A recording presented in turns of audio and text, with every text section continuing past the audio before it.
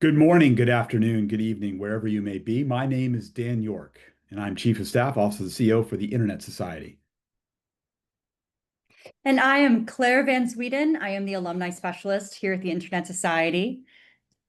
We're truly delighted to welcome all of you to this 2025 Internet Hall of Fame induction ceremony. Whether you're joining us live or watching the recording, thank you for joining us today.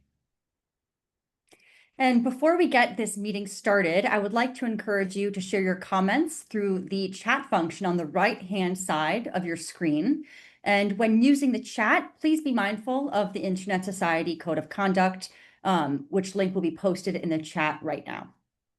Although this ceremony is presented in English, we're happy to offer simultaneous interpretation in French and Spanish for those attending live. Please choose the language of your preference by clicking on the globe icon below your screen.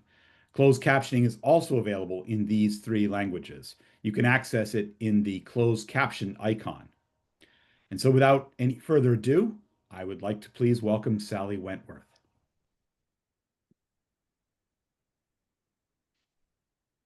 Hello, I am Sally Wentworth, President and CEO of the Internet Society and the Internet Society Foundation, and it is my great honor to welcome you to this very special occasion.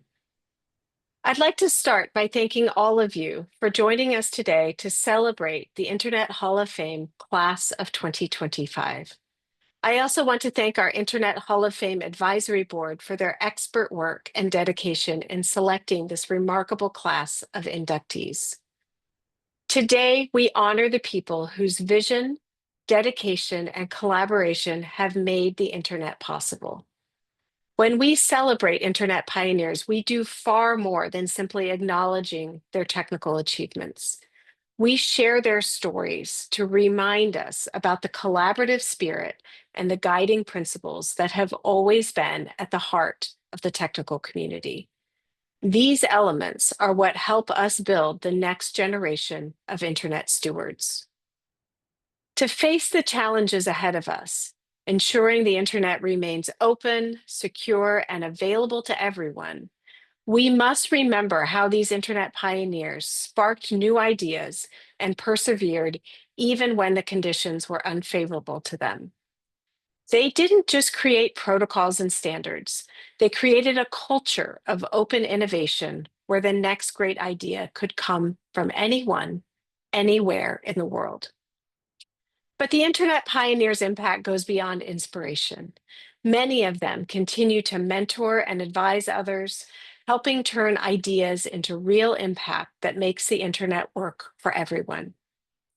Each inductee we celebrate today might be remembered by a particular technical feat or role, but what matters most is what they have done in service to others. By dedicating their time and expertise to the benefit of people and institutions around the world, they exemplify the long arc from idea to lasting impact. By turning their expertise into guidance for the next generation, they help us make real our shared vision that the Internet is for everyone. The work of these pioneers reminds us that the Internet's strength comes not from any single innovation, but from the collaborative spirit that says that anyone can contribute, anyone can innovate, and anyone can help build a better connected world.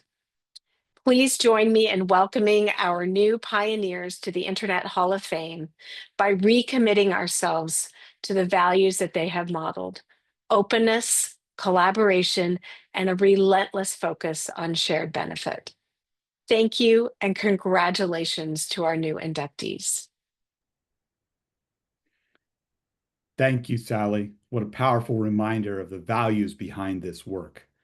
The pioneers getting inducted today to the Internet Hall of Fame were selected by the Internet Hall of Fame Advisory Board after careful deliberations based on rough consensus. This is a group composed of Internet Hall of Fame inductees from previous years who volunteered their time and expertise to review and assess the nominations received.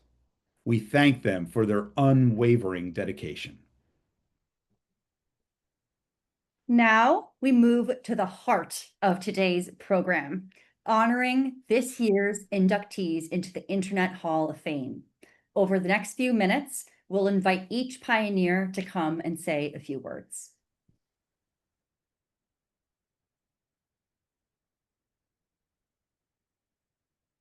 Please welcome Professor Liu Dong, whose work helped enhance the Internet's foundational carrying capacity, connecting hundreds of millions of new Internet users. Liu Dong realized the Internet's transformative potential in 1995 at the INET conference, leading him to establish the Beijing Internet Institute. Over his more than 30-year career, he has enhanced Internet capacity through initiatives like advancing IPv6 and launching the first IPv6 public DNS resolver. Liu Dong believes IPv6 is crucial for connecting more devices and bridging the digital divide.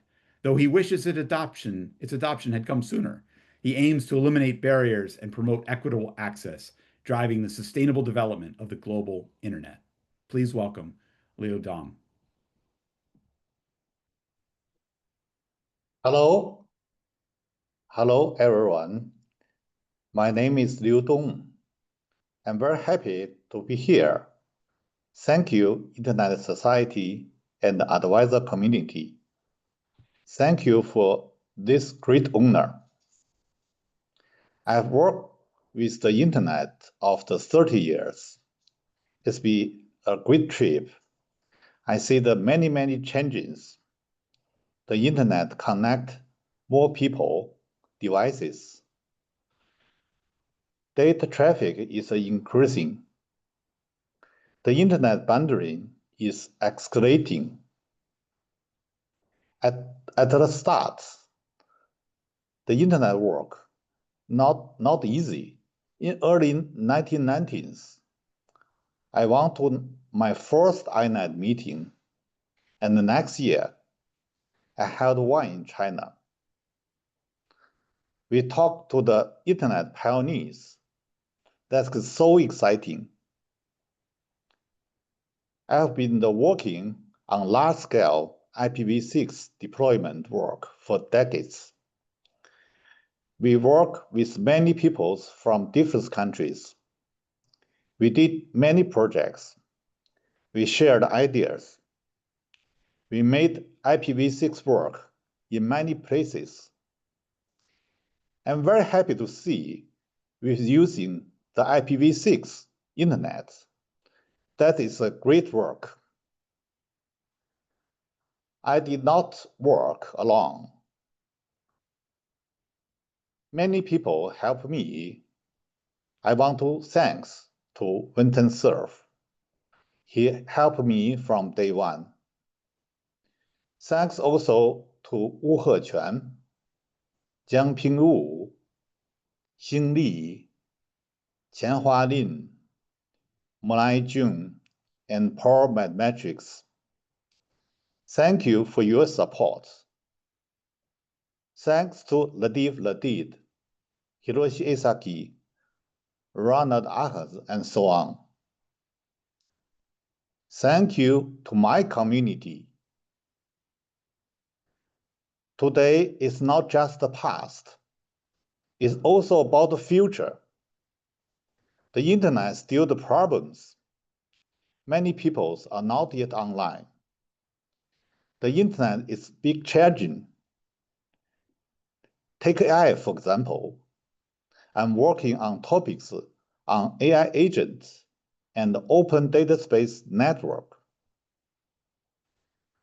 I hope the next generation will be carrying forward to see mind, to build with the patience, to believe in anything is impossible, anything is possible, and to never forget it that the technology is most meaningful and it serves humanity. I accept this honor with thanks. It is not just for me, it's for all of us. Let's keep the building an inclusive, sustainable Internet for everyone. Thank you. Thank you, Liu Dong, for that inspiring message. Now, join us in celebrating Hyunje Park, who secured the first IP address outside the United States and brought broadband internet to Korea. Hyunje Park's journey with technology began in 1983 at the Korea Advanced Institute of Science and Technology, where he became a pioneer in connecting Korea to the internet, developing the first IPv4 network in Asia, and registering the first Korean IP address. He successfully launched broadband in Korea through the headwinds of the 1997 Asian financial crisis. Today, Park focuses on expanding internet access across the Asia Pacific and integrating artificial intelligence to support remote senior citizens, aiming to connect all living things to share information.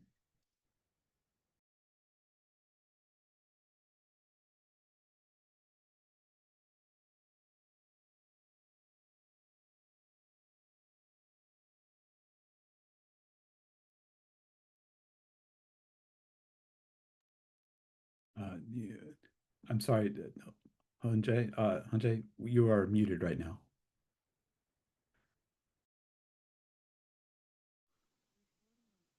Hi, Hyunje. Apologies to interrupt. Can you please unmute yourself?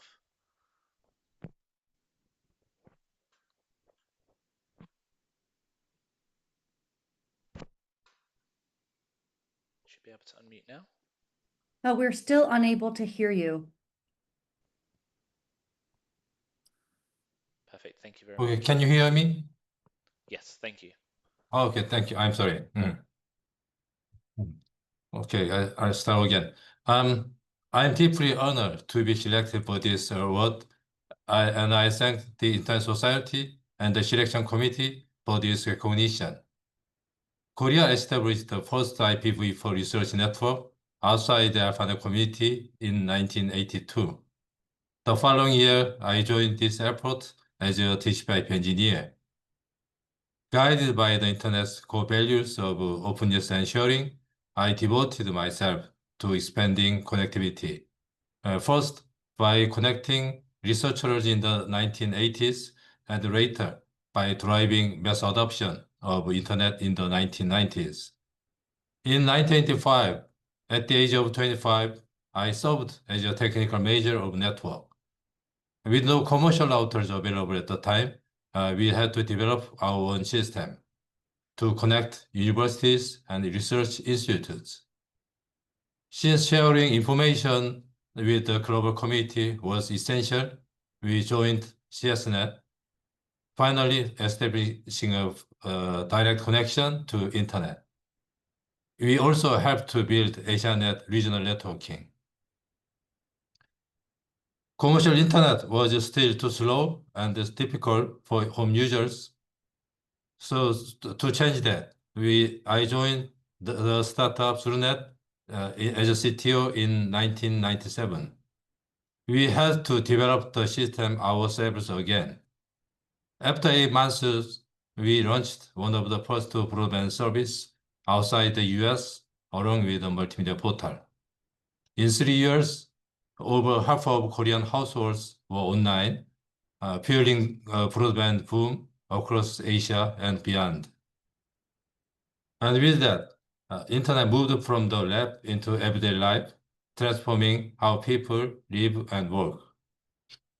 Today, the spirit of openness and sharing continues to shape our world, and we must ensure the Internet access for humanity so that it truly becomes technology for all. In closing, I thank Professor Kilam-jeon, who opened the door and guided me from the beginning of my Internet journey. I also thank my colleagues from the 1980s and 90s who stayed through the long nights and hard time. This honor belongs to them as well. Thank you. Thank you, Hyunje Park. Today, we speak about the internet as a global network of networks. But before the internet became the one network to interconnect them all, the online world was full of very separate networks. As a student at the University of New Hampshire, I was on BitNet. As a hobbyist, I was connected to Usenet, FidoNet, Econet, all of these different things. But what were all of these? How many were there? Where did they interconnect? Did they interconnect? Was there a way to get a map? For that, in those days, we turned to our next inductee, John S. Quarterman, whose internet mapping opened the world's eyes to the scale and possibilities of a truly global network of network. His books, including his 1990 book, The Matrix, helped a generation of early internet pioneers to understand the shape internet protocols and connections. Quarterman founded Matrix Information and Directory Services to map the internet's growth. His maps quickly became the go-to source for anyone wanting to understand the internet as its reach expanded and as more and more networks connected. It's impossible to know all the ways in which the Matrix maps have shaped decisions by engineers, governments, and investors. Please welcome John Quarterman. Hi there. It's all Tracy's fault. When Tracy LaQuay Parker got inducted a few years ago, she said, I should get in. I told her I hadn't thought about that, but anyway, not until Bill Schrader was in.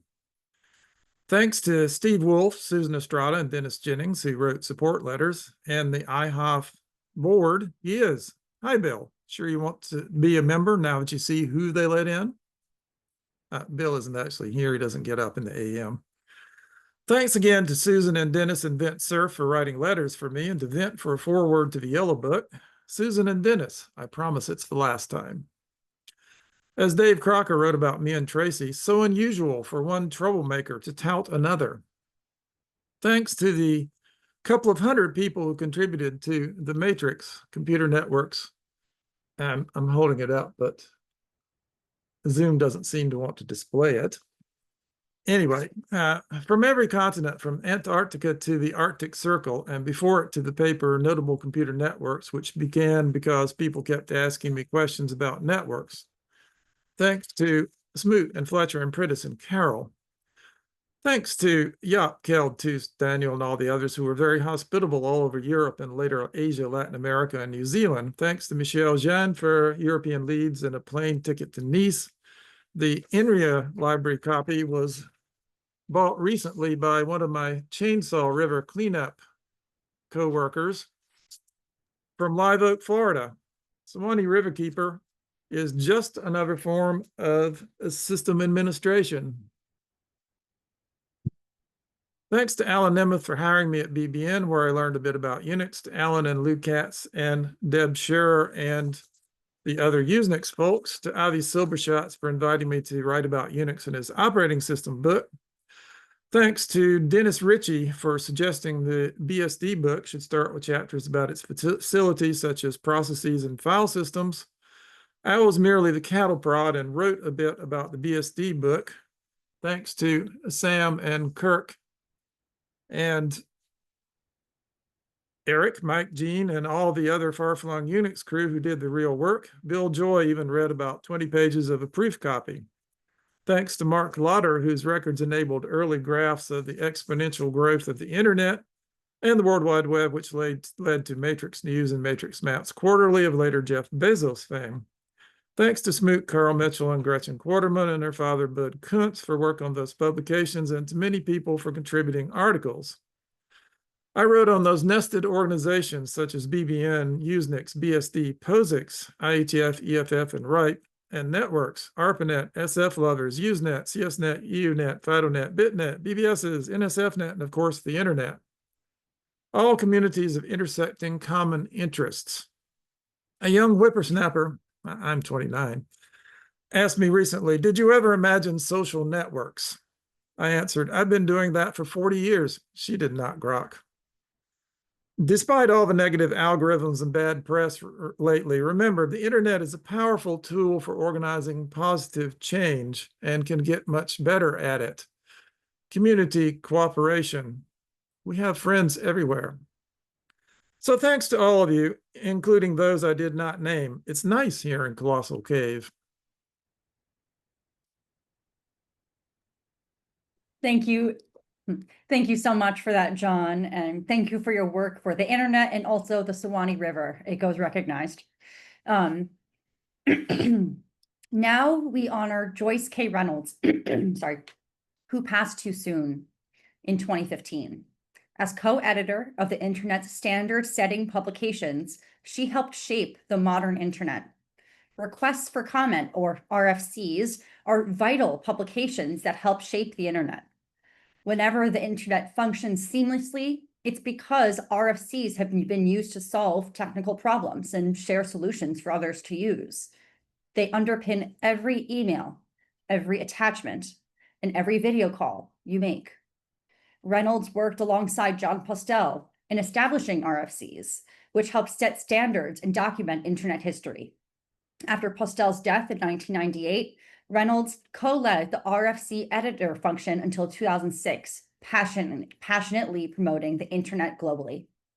As this induction is posthumous, we will hear a short statement from Joyce's sister, Diane Reynolds, and I will read it on her behalf. On behalf of my beloved sister Joyce and our mother, Elizabeth Reynolds, we proudly accept this honor of Joyce's induction into the Internet Hall of Fame. Joyce was a leader in everything she did and greatly influenced and inspired by her mentor, John Postel, as well as other colleagues she worked with and met in her travels. She traveled all over the world in the development of the Internet and in different capacities, often sharing with her family the wonderful interactions and experiences. Joyce had such a love of life, energy, and adventure. Her spirit is shining upon us all with pride that she was part of the development of the Internet and the wonderful people she encountered and worked with. Joyce was in the core team carrying both the Internet Assigned Numbers Authority and the RFC editor function, my apologies. Joyce was listed in the Who's Who of the Internet, Who's Who in the American Society of Professional and Executive Women, and USC's Who in the College of Letters, Arts, and Sciences Alumni Directory. Joyce received her Bachelor's of Arts and Master's degrees in Social Sciences from USC. We want to thank the Internet Hall of Fame for bestowing this great honor upon Joyce. We are so proud of her accomplishments in life. Her legacy will live on forever. Thank you.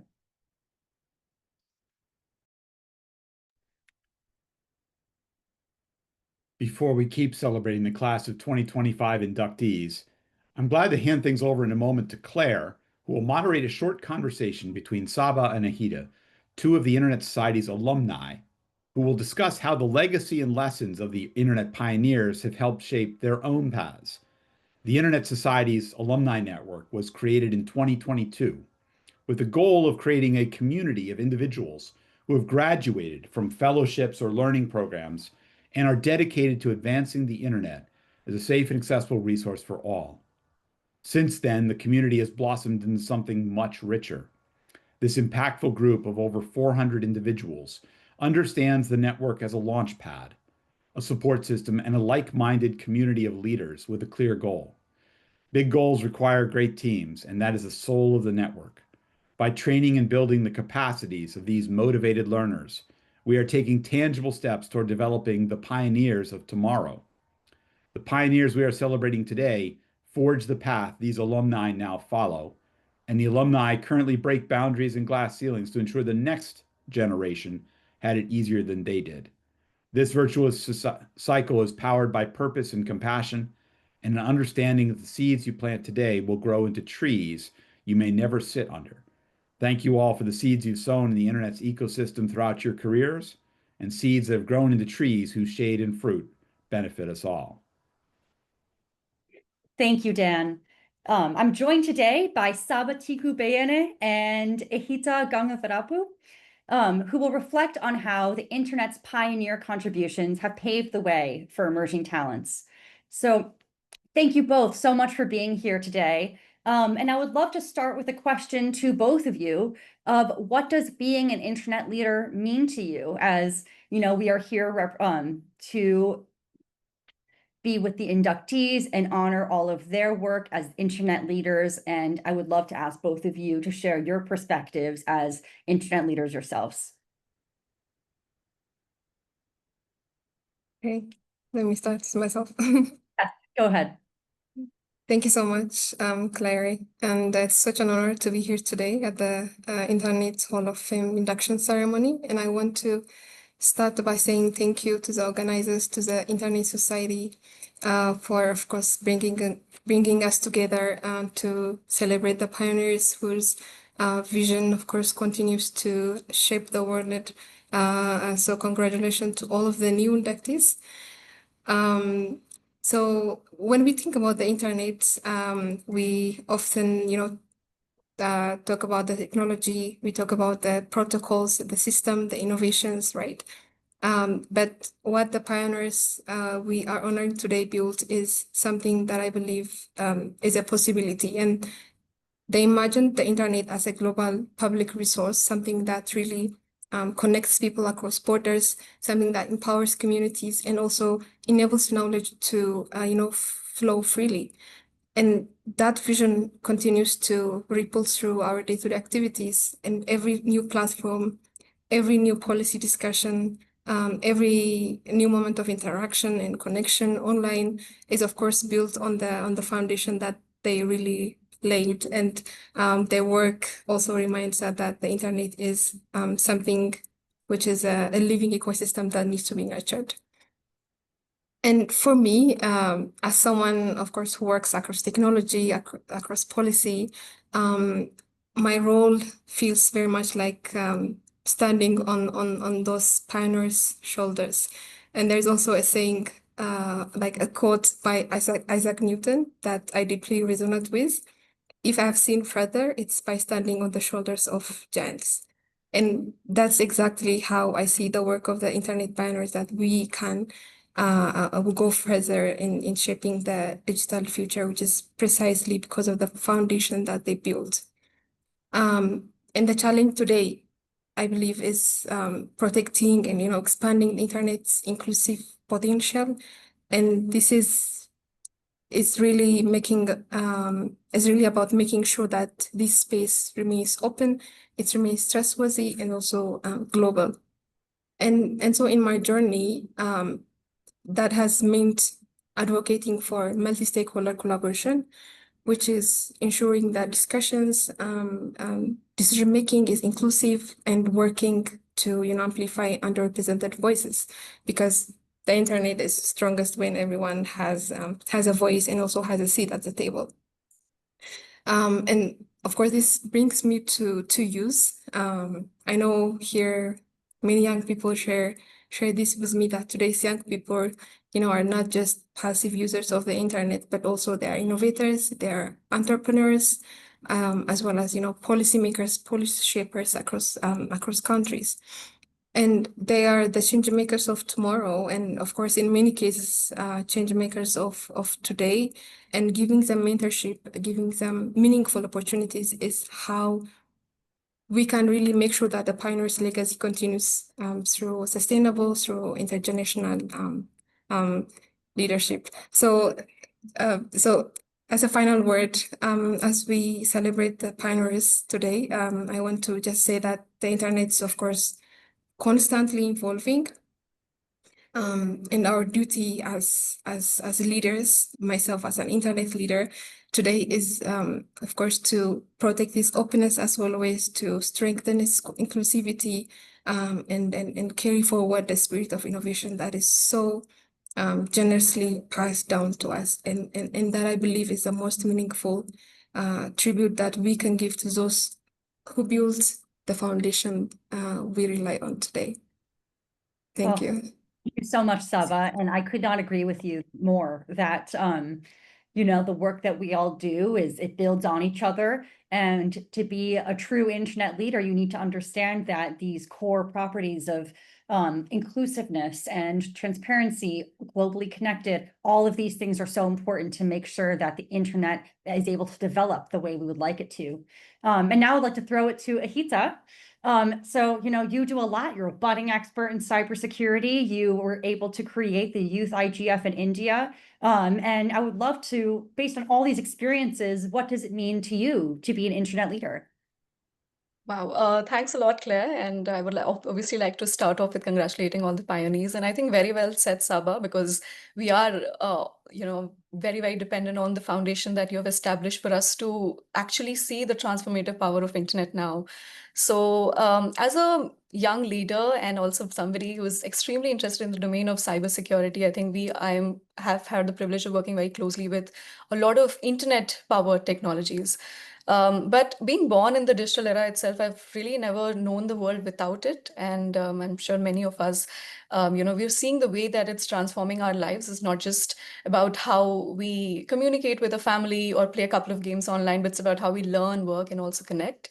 And being from technical background and having had the opportunity via various platforms to explore and collaborate with global stakeholders and various ideas, I've seen the kind of spectrum of change that the internet can bring in, especially when you talk about revolutionizing education and remote labs that a lot of students from remote parts of the country or even villages are able to leverage to do chemistry experiments in some other part of the world.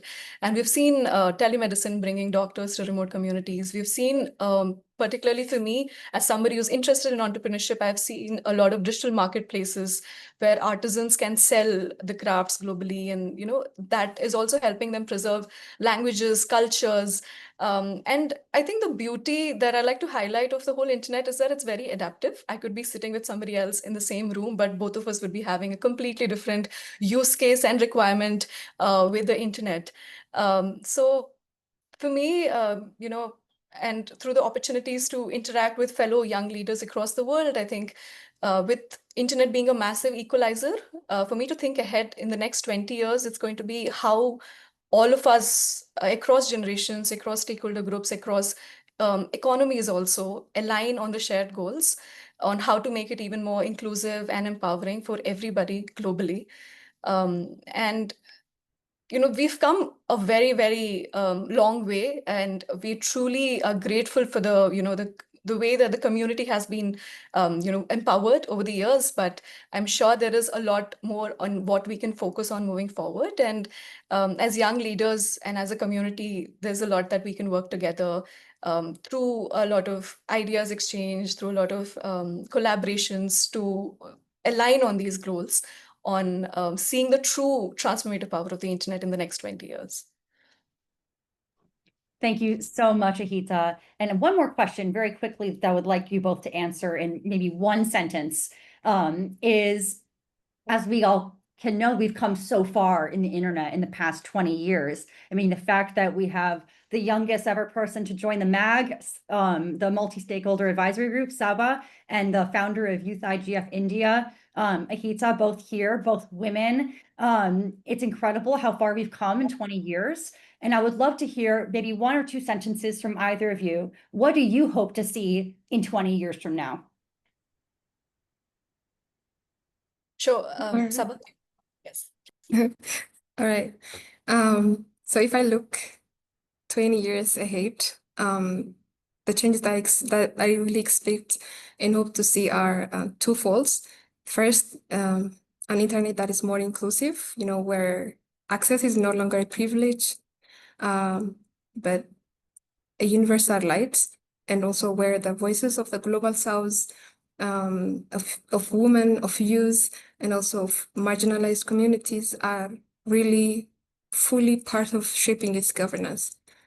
And second one is an internet that's really more trusted, where technologies such as AI are developed as well as being deployed responsibly, grounded in ethics, human rights, and also used to solve the urgent challenges of our society rather than deepening the inequalities. So if the last 20 years were built connecting people, I believe that the next 20 years must be about empowering people. And that's the future I see. And it's the future we all have a role in building it. Thank you. That's so beautiful. And I couldn't agree more. What about you, Ihita? I think for the next 20 years, definitely it has to be meaningful access and connectivity. just not having internet for a couple of minutes also for me every day, I feel like I'm missing out on a lot of things that I could have potentially learned. So I think that, but also creating internet as a safe space for everybody to exchange ideas, collaborate, and express opinions. I think the safety and trust on the internet is really important. And moving forward, given the way that the internet and the number of users are also increasing, I think it's important to focus on a resilient and a sustainable internet. But let's not forget climate action as well. So I think these are the 4 components I see moving forward. Thank you both so much for joining us today and sharing your perspective and being able to kind of paint this picture of how the work that the pioneers and all of these incredible inductees did over their careers really set the stage for all of the success and work that you both do now. So thank you so much. Yes, thank you, Saba and Ihita. It's wonderful to hear your views and visions, and thank you for all that you are doing in different ways. Next, the very fact that we're having this live ceremony across the internet, or that Saba and Ihita can be talking about all of the things they are doing and they have done, is because down in the internet's infrastructure, packets are being routed from network to network using something called the Border Gateway Protocol, or BGP. Today, we're honored to recognize Kirk Lougheed, who helped scale the internet's foundational structure and allowing us all across the globe to connect by developing this Border Gateway Protocol, or BGP. In 1989, during a lunch with Yaakov Rector at an IETF meeting, where they sketched ideas on napkins over lunch. BGP is sometimes called the postal service of the internet, but it revolutionized global routing by allowing for scalability and moving away from strict network hierarchies. Kirk's contributions are crucial for smooth global online interactions, enabling seamless connections and enabling all of these packets around the world to get where they need to be. So for all of that, we would like to recognize Kirk Lougheed.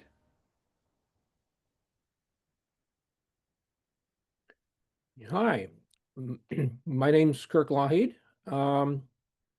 First of all, I'd like to thank the Internet Society. Most of my career has been involved with internet technology, and I'm deeply honored by this recognition.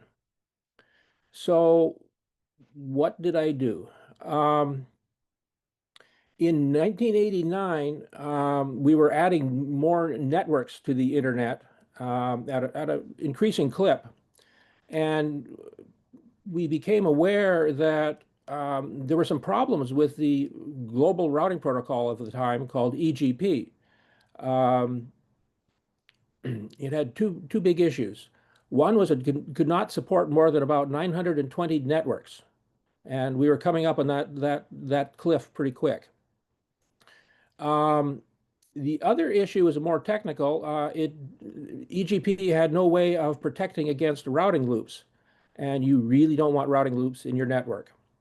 Only certain topologies, certain network arrangements would work properly.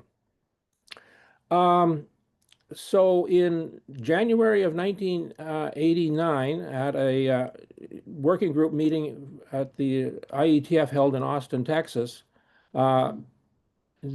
we gathered in the working group to have a discussion about the problem.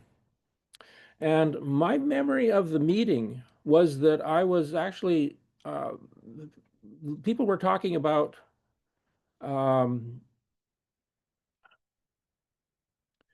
people were talking about topology information, hierarchy information, actually, about in the network, whether a network was, up or down in the hierarchy, or left, horizontal, or relative to something or other. And I actually found it fairly confusing, because in my work with Cisco, with customers building actually fairly large networks for the time, I hadn't had any need for that hierarchy information. So after the working group meeting, I joined a hallway conversation with Yaakov Rector, who was responsible for the NSFnet routing at the time, and also with Len Bozak, also of Cisco Systems. And I was asked my opinion about a alternative or a new version of EGP. And I was kind of grumbly about it because there was lots of the complexity I hadn't expected the complexity. I mean, there were things like packet queues and retransmissions, timers, and all sorts of things like that. Len pointed out that actually TCP had solved all those problems. So why not use TCP as a transport for the routing protocol information? And I loved that idea. TCP was a well-known, well-debugged protocol. Sign me up. So then the hallway conversation went into how to avoid routing loops. And we borrowed some ideas from the Bellman-Ford algorithm. We invented a data structure that came to be called the vector path that could keep track of where the information was flowing in our routing information. And Yakov and I convinced ourselves that we had a solution here. We had the basics of a solution. So we adjourned to the cafeteria and we kept on designing. I hadn't brought any paper, and laptops were something that were still in the future. So I used paper napkins to take my notes. And at the end of lunch, I made a second copy for Yakov. And we went off and we developed a draft RFC, and we did our own implementations of what we came to call the Border Gateway Protocol, BGP. And then after the RFC was officially released, another group of people at the Cornell Theory Center did their own implementation of BGP, and we started testing it in the field, and it worked. It worked very well. And BGP is basically the routing protocol that holds the internet together these days. It's been 30, 35 years since that launch. And I'm very proud to have had a hand in the creation of this technology. Thank you. Thank you so much. And we've had some conversation in the chat about how the coolest conversations happen in hallways, and some of the most interesting notes are written on napkins. And please join me in honoring Patrik Fälström, a steadfast pioneer of interoperability who helped connect people across devices and languages. Patrik has played a key role in making the internet more accessible, notably through his work on internationalized domain names, allowing people special characters in web addresses. Since 1986, he has focused on digital information transfer and interoperability, advocating for a collaborative, multi-stakeholder approach to internet governance.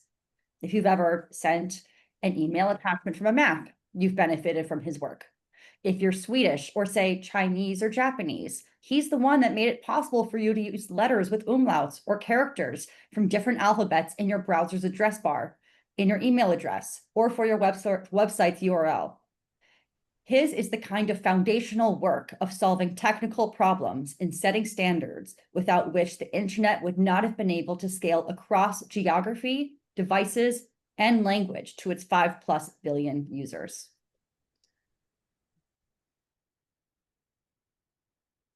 Thank you very much. I'm very honored to be here today. I think it's kind of interesting that I even today meet people that say that they, even in the 1990s, didn't realize how important the internet would become. To me, it started much, much earlier. In the mid-1980s, I saw digitalization, which is turning information to ones and zeros and back again, together with the internet that made it possible to move those ones and zeros. That combination was just pure magic.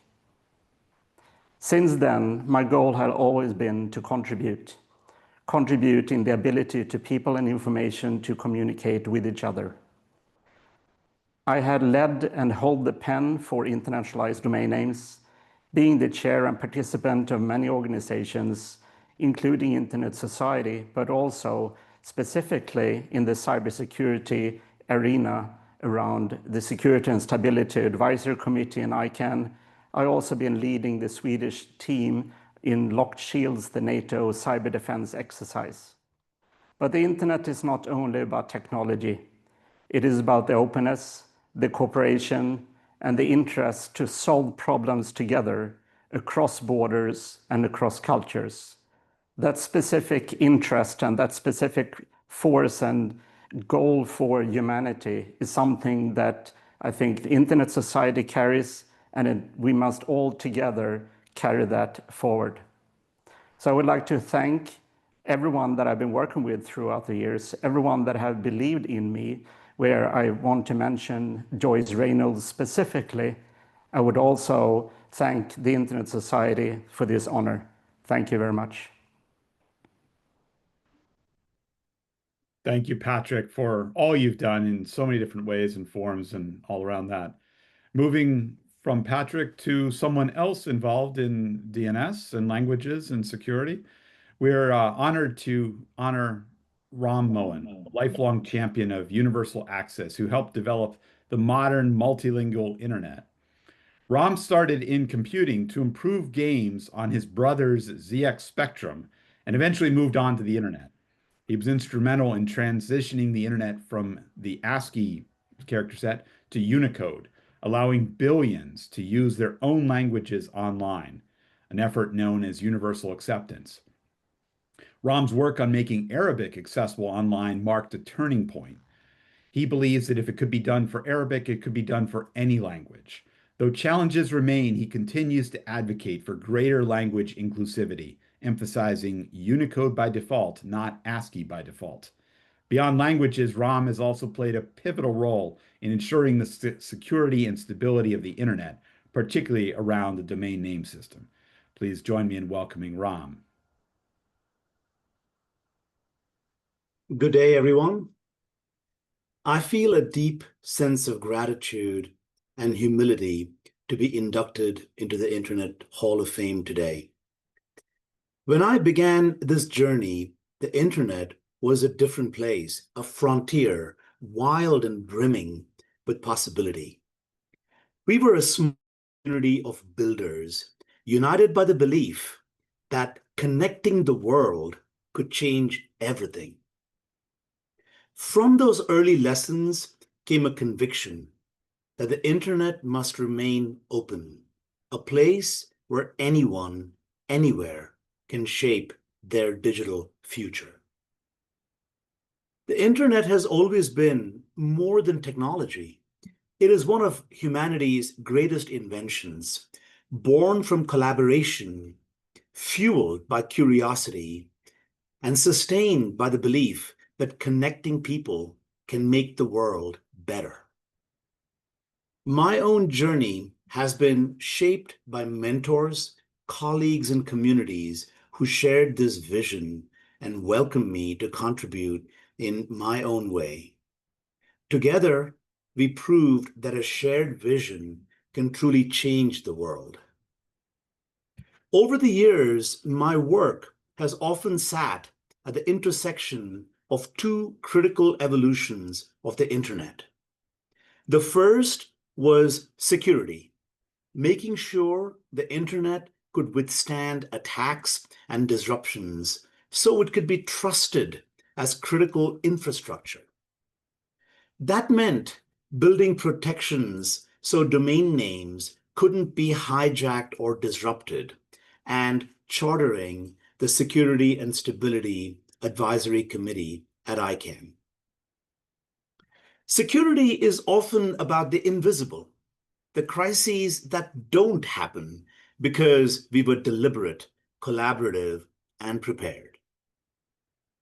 The second was inclusion, expanding the internet's reach beyond a single alphabet so billions could see their own languages and cultures represented and universally accepted online. Years ago, when I suggested that every domain name in every script should work everywhere, many thought it was impossible. But persistence and the belief that no one should be excluded because of their identity led to real change. Working with colleagues worldwide and at ICANN, we helped bring Unicode into practice. For the first time, people could use their own scripts: Arabic, Chinese, Hindi, my own mother tongue Tamil, and countless others at the very root of the internet. I will never forget the first time my brother in India could type his website name in Tamil online. In that moment, it was no longer just about technology. It was about representation, identity, and belonging. We must protect its openness, we must build trust into its systems, and we must make sure that no one anywhere is left behind. The internet we built together is not just infrastructure. It is memory, it is identity, it is culture. The next chapter belongs to those who will carry it forward. Imagine an internet where every child can learn in their own language, where every community can participate fully, where trust is built into every connection. That vision is within reach if we choose to make it real. To the Internet Society and the Internet Hall of Fame, thank you for this recognition. And to my family, who have been patient and supportive through years of travel, late nights, and countless meetings across time zones, your love and encouragement have made this journey possible. And finally, to the next generation, the students, engineers, policymakers, and dreamers, I say this: the internet is yours now. Protect it, strengthen it, make it better than we dared to imagine. An internet that serves not just some of us, but all of us. Thank you. Thank you so much, Ram, for your work and for that really beautiful speech. Your work really does show that you live by the ethos of the internet is for everyone. Please join me in now honoring Dr. Tarek Kamel, a longtime advocate of multi-stakeholder governance, whose work helped connect Egypt to the internet. Known as Mr. Internet in Egypt, he played a crucial role in addressing internet access and governance in the MENA region. He helped found Afrinic and campaigned for collaboration among stakeholders to enhance digital connectivity. Kamel's dedication to expanding internet access continued until his passing in 2019, leaving a lasting legacy through many young leaders he inspired in the field of ICT and internet governance. As this induction is posthumous, his wife, Eman Elazab, will now share a brief statement. Good afternoon, esteemed Internet Hall of Fame Advisory Board, distinguished inductees, distinguished guests. It is with profound gratitude and deep emotion that our family accepts this honor on behalf of my late husband, Dr. Tarek Kamel, as he's inducted into the Internet Hall of Fame. Our sincere thanks to the Internet Hall of Fame team for recognizing his contributions. This means the world to our family and to all those who were touched and inspired by his work. Behind his professional achievements, he was a man with a generous heart, an open mind, and a strong belief in people. He often said that the true power of technology lies in how we use it to empower others, to open doors, and to connect lives. I fondly remember a special gift Tarek received from his colleagues at the Technical University of Munich upon completing his PhD in Germany. It was a handmade three-dimensional artwork. One side depicted the Alps mountains, while the other showed the Egyptian pyramids. Connecting them on top was a net, like a fisherman's net, and a small puppet dressed in a PhD gown was busy weaving the net. That was Tarek, And this is what his journey was about, connecting people. It all began when he returned to Egypt after completing his PhD, where he played a key role in connecting the country to the internet. He helped build the necessary infrastructure, shape policy frameworks, and create an enabling environment for establishing and growing internet service providers. He then took on a critical role in connecting Africa to the internet, earning recognition as the best IT minister in Africa in 2005. His journey eventually led him to a senior position at ICANN, where he contributed to global internet governance. In all of this, he encouraged those around him to grow, take ownership, and accomplish more than they thought possible. Tarek lived with purpose, passion, and generosity. For our family, Tarek was not only a visionary leader, but also a devoted husband and father. He made it a point to spend quality time with us, always present in our children's lives, offering guidance and encouragement. That balance between his public and private lives made him deeply loved as a husband and father. As I speak here today, I can feel his spirit very strongly. He would be humbled, but also immensely proud to see his name inscribed among those who have shaped the internet's history. Before I close, I would like to express our heartfelt gratitude to everyone who helped bring us here today to celebrate Tarek's induction, especially his colleagues and friends who initiated the nomination process and endorsed his nomination. Your unwavering support and belief in his work have made this moment possible. We are truly grateful for your time, effort, and dedication. And I hope when we remember Tarek, we also remember the values he held dear: generosity, teamwork,